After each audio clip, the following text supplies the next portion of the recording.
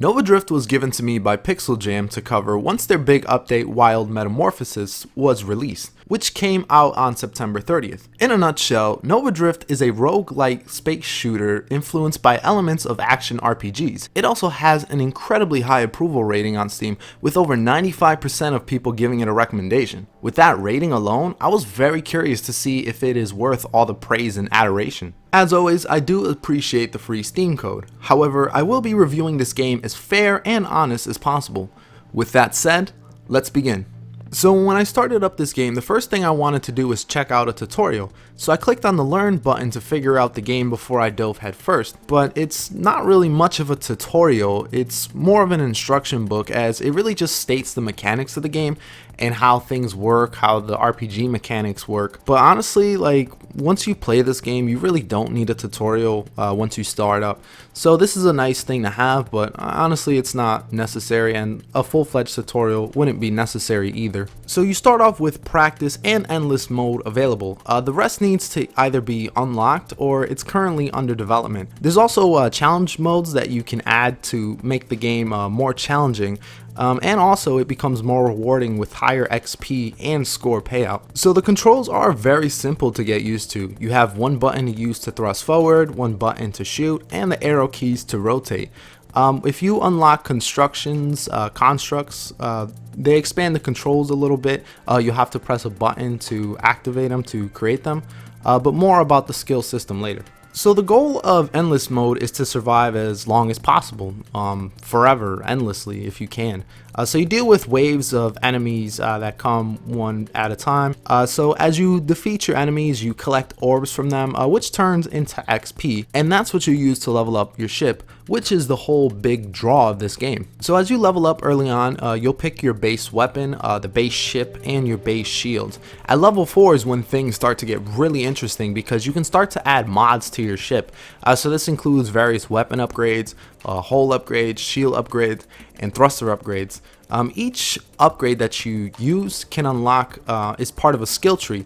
So as you upgrade that, you unlock even more upgrades to acquire. I honestly love this part because the amount of experimentation is freaking fantastic.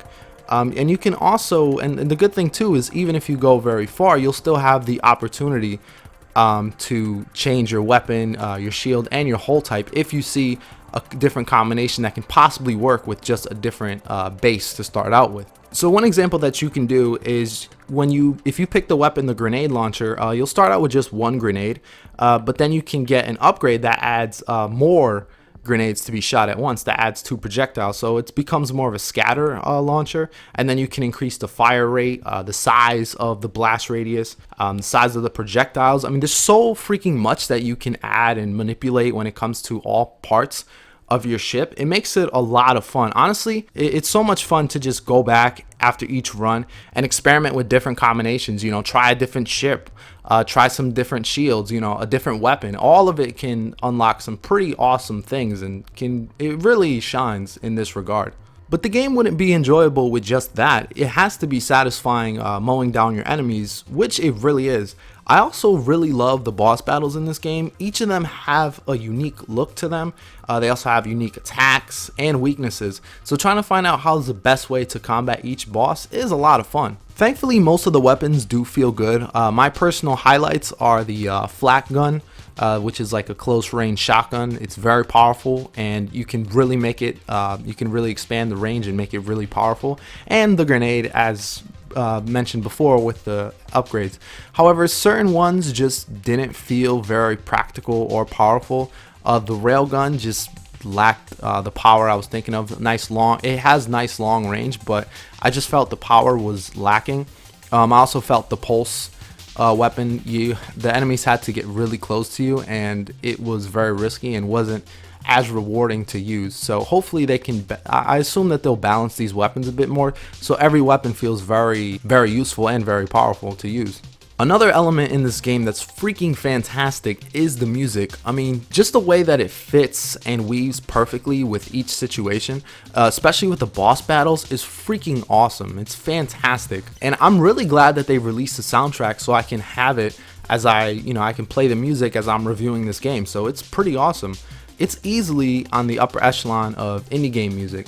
So if you don't decide to play this game, at least listen to some of the songs in this game. That might convince you by itself. So after death, which is inevitable in this game, you'll be shown how well you did. Your performance can unlock other goodies such as new modes to try out and also other skill trees, so it further adds a lot of replay value to the game and gives you a lot more reason to come back and try a new combination, you know, with a new skill tree, a new weapon. It really just keeps adding the more you play. It's very rewarding to keep going back over and over again. So each game is very quick, especially when you first start playing. And the games are really designed for short play sessions, as long ones can get a bit repetitive. And I think this is due to just the enemy variety. You start seeing the same enemies over and over again, and the placement kind of gets predictable. And of course, I gotta talk about the Wild Metamorphosis mode, which is the big appeal of this whole update. It's the biggest feature, obviously, it's the name of it. So anyways, you have access to very interesting mods that can stack. So these are called unusual mods, so you can stack them and you can create even more unique and crazy builds. I really enjoyed this mode, so I'll definitely be going back to try this mode a little bit more and see even more possible combinations. It's a lot of fun. I'm also glad to report that the game is very smooth and stable for an early access title. I mean, frame rate was smooth, the game played nice. I didn't have any game-breaking bugs at all, and no graphical glitches either, which is very rare because most early access games, even the smoothest ones that I've played, have some sort of graphical hiccups now and then. But this, no. So I don't think I gotta say this. Overall, it's worth the praise. I highly recommend that you go out and support this title. It's a blast to play. The great customization, the amazing music, and the overall fantastic gameplay. I'm really curious to see the development of the game, and I'm curious about the whole campaign that they're going to add in. But ultimately, I would love for there to be a multiplayer mode added in, something that can be either competitive or cooperative. I can just I can't even imagine the possibilities with that. Whether or not multiplayer would be introduced, I have no idea, but I would love to see that happen, like something local. I could go on forever about that, but I'll wrap it up right here. As always, guys, thank you for watching. Hope you liked the video. Please like, share, and subscribe. Do all you can to help the channel. Hit the bell because I forget to say that. So please hit the bell for me. And as always, thank you for watching. This is Powerhouse, signing off.